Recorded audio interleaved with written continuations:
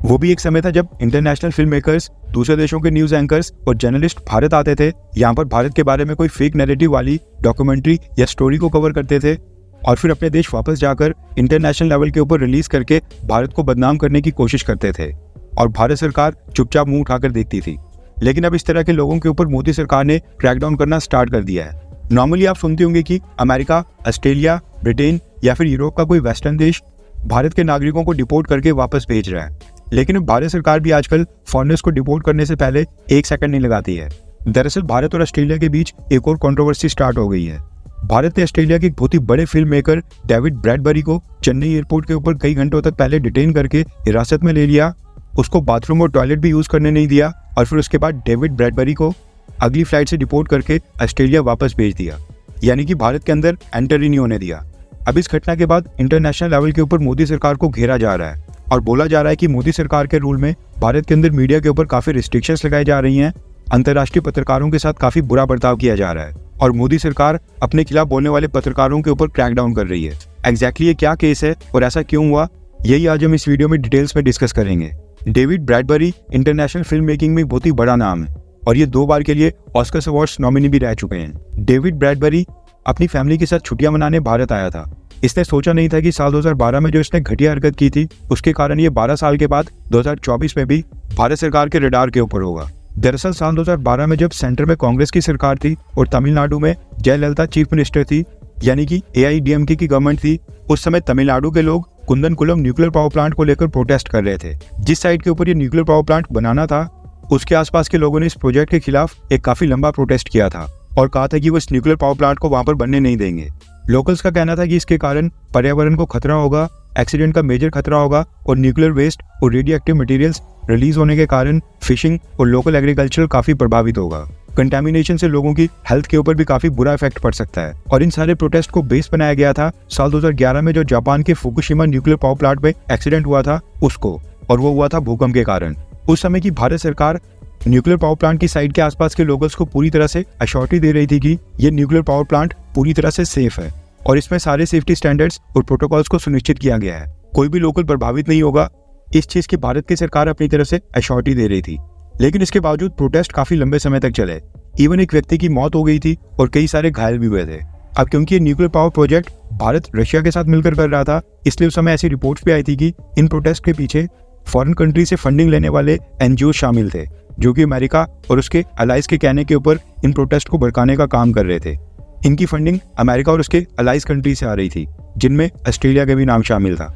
यही से role start होता है Australian film maker David Bradbury का। डेविड ब्रैडबरी उस समय टूरिस्ट वीजा के ऊपर भारत आया था, लेकिन भारत में ये वर्क पर्पस से आया था। उस समय भारत के अंदर यहाँ पर एक मुंबई इंटरनेशनल फिल्म फेस्टिवल चल रहा था और जिसमें ये जूरी मेंबर के तौर पर इन्वाइट किया गया था।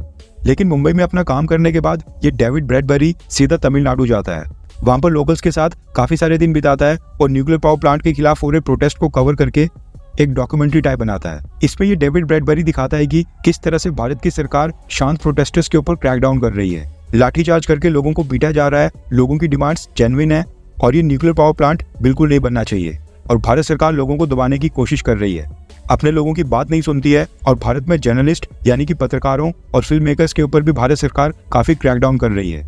इसके अलावा डेविड ब्रैडबरी ने आरोप लगाया था कि भारत एक अर्थक्वेक फॉल्ट लाइन के ऊपर ये न्यूक्लियर पावर प्लांट बना रहा है, यानी कि भूकंप जोन के ऊपर। इससे न सिर्फ भारत के खुद के लोगों को खतरा है बल्कि श्रीलंका और रीजन के आसपास के देशों को भी खतरा है। भारत सरकार बहुत ही गैर जिम्मेदार तरीके से कई 100 करोड़ लोगों की जान को खतरे में डाल रही है और अगर यहाँ पर भी जापान के फुकुशिमा न्यूक्लियर पावर प्लांट की तरह कोई एक्सीडेंट हुआ तो उस रेडिएशन की लीकेज के कारण भारत के आसपास के सभी रीजन के देशों में एक बहुत ही बड़ा विनाश होगा और रीजन में बड़ी तबाही आएगी। ये डॉक्यूमेंट्री डेविड ब्रैडबरी ने इंटरनेशनल लेवल के ऊपर पूरी दुनिया में रिलीज करके भारत को बदनाम करने की पूरी कोशिश की थी। ऑस्ट्रेलिया का ये डेविड ब्रैडबरी खुद टूरिस्ट वीजा के ऊपर भारत आया था। वीजा नियमों का उल्लंघन करते हुए इसने ये सारे रूल्स तोड़े और भारत में ये डॉक्यूमेंट्री बनाई, लेकिन ये भारत को कायदे कानून सिखा रहा था। अब हुआ क्या कि ये डेविड ब्रैडबरी अपने 21 और 14 साल की उम्र की बेटे बेटी के साथ भारत आया था। सेम तमिलनाडु के चेन्नई एयरपोर्ट के ऊपर ये लैंड करता है। भारत आने का रीजन इसने दिया था कि अपने बच्चों के साथ भारत में 5 अलग अलग टूरिस्ट डेस्टिनेशंस घूमना चाहता है। ये 2 हफ्तों तक भारत में रहेगा और इसने फ्लाइट्स और होटल्स की भी बुकिंग दिखाई थी, लेकिन भारत ने इस बार डेविड ब्रैडबरी को चेन्नई एयरपोर्ट की इमिग्रेशन ही क्रॉस करने नहीं दी। इसके दोनों बच्चों को भारत ने इमिग्रेशन पास करके एंटर करने की परमिशन दे दी थी, लेकिन इनके पिता डेविड ब्रैडबरी को 24 घंटों तक डिटेन किया गया। इसको कई घंटों तक टॉयलेट भी नहीं जाने दिया और अगली फ्लाइट से ऑस्ट्रेलिया वापस भेज दिया। 24 घंटे तक इसने ऑस्ट्रेलिया की एम्बेसी को कांटेक्ट करके भारत सरकार के ऊपर प्रेशर दिलाने की भी भरपूर कोशिश की, लेकिन मोदी सरकार यहाँ पर अमेरिका को नहीं मानती है, फिर तो ये ऑस्ट्रेलिया था। अब इस पूरे इंसिडेंट को लेकर डेविड ब्रैडबरी ने भारत के ऊपर कई सारे आरोप लगाए हैं, जिसमें डेविड ब्रैडबरी ने कहा है कि जब भारत में इसको डिटेन किया गया था तो इसके साथ चेन्नई के इंटरनेशनल एयरपोर्ट के ऊपर भारत के इमिग्रेशन डिपार्टमेंट ने काफी गंदा व्यवहार किया और एयरपोर्ट के ऊपर इसको काफी परेशानी सहन करनी पड़ी। इसको एक गंदे से रूम में ले जाकर वहां पर डिटेन किया गया, कई घंटों तक इसके साथ पूछताछ की गई और कमरे के फ्लोर के ऊपर एक गंदा सा मैट्रेस था और उस मैट्रेस के ऊपर कोई बेडशीट तक नहीं था। इसने कहा कि भारत के अधिकारियों ने इससे भारत आने का असली कारण पूछा। उसके बाद जब वो बताया तो फिर साल 2012 के भारत दौरे के बारे में पूछा, वो तब क्यों भारत आया था और उस विजिट का असली पर्पस क्या था। डेविड ब्रैडबरी ने आगे बताया कि भारत के ऑफिशियल्स ने उसका फोन का डेटा एक्सेस करने की भी कोशिश की।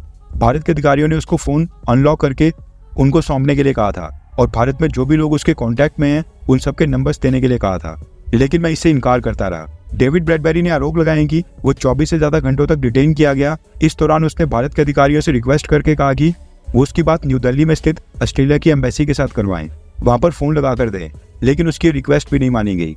डेविड ब्रैडबरी ने आगे कहा कि उसको टॉयलेट तक जाने की परमिशन नहीं दी गई। जब प्रेशर के कारण उसका ब्लैडर फटने को आया तो उसने साइड के ऊपर एक पेपर कप में ही टॉयलेट कर दिया। भारत आने के बारे में डेविड ब्रैडबरी ने कहा है कि वो भारत एक फेयरवेल ट्रिप के ऊपर आया था। अभी कुछ ही महीने पहले उसकी पत्नी की मृत्यु हो गई थी। वो अपने दोनों बच्चों को भारत लाकर वाराणसी दिखाना चाहता था, ताकि वो भी देखें कि भारत में मृत्यु के बाद जो अगली जर्नी के लिए भारतीय लोग अपने लोगों को फेयरवेल देते हैं वो किस तरह से होता है। लेकिन भारत सरकार ने उसके साथ बहुत ही गलत व्यवहार किया। डेविड ब्रैडबरी का कहना है कि उसकी उम्र 73 साल की है और वो सीनियर सिटीजन है, लेकिन तब भी भारत ने उम्र का लिहाज नहीं किया और उसको काफी प्रताड़ित किया गया। भारत और ऑस्ट्रेलिया की गवर्नमेंट्स के बीच इस कंट्रोवर्सी को लेकर क्या बातचीत हो रही है वो तो खैर अभी तक पब्लिक डोमेन में नहीं आया है, ना ही कभी आएगा, क्योंकि भारत तो इस मामले में एक स्टेटमेंट तक जारी नहीं कर रहा है। और जहां तक बात है डेविड ब्रैडबरी की, ये साल 2012 में भी अपने बेटे और पत्नी के साथ ही टूरिस्ट वीजा के ऊपर भारत आया था। तब भी इसने यही कहा था कि अपने बेटे और पत्नी के साथ भारत में टूरिस्ट डेस्टिनेशन ही देखने आया है। और फिर इसने किया क्या, प्रोपेगेंडा वीडियो बनाई और वो पूरी दुनिया में फैलाई। इसलिए भारत सरकार इस बार हाई अलर्ट के ऊपर थी और इसको वापस भेजकर भारत सरकार ने अच्छा कदम ही उठाया है। क्या पता ये फिर से वही हरकत करता। डेविड ब्रैडबरी को लगा था कि साल 2012 में कांग्रेस सरकार थी, अब मोदी सरकार है, कौन इसको याद रखेगा, लेकिन इसके साथ उल्टा ही हो गया। अब यहाँ पर आपकी क्या राय है? क्या 12 साल पहले हुई घटना को लेकर डेविड ब्रैडबरी के ऊपर जो भारत सरकार ने कार्रवाई की है, क्या आप इसको सपोर्ट करते हैं, हाँ या फिर ना? नीचे कमेंट करके अपनी राय जरूर बताएं। और हम इस तरह के टॉपिक्स और देश से जुड़ी इंपॉर्टेंट न्यूज़ डेली कवर करते हैं। अगर आपको इस तरह की न्यूज़ सुनना अच्छा लगता है एंड ये वीडियो आपको काफ़ी अच्छी लगी तो प्लीज़ इंडियन अफेयर्स चैनल को सब्सक्राइब करके बेल आइकन को दबाना ना भूलें। आपके लिए छोटी सी बात होगी लेकिन हमारे लिए मायने रखती है। तब तक के लिए जय हिंद, वंदे मातरम।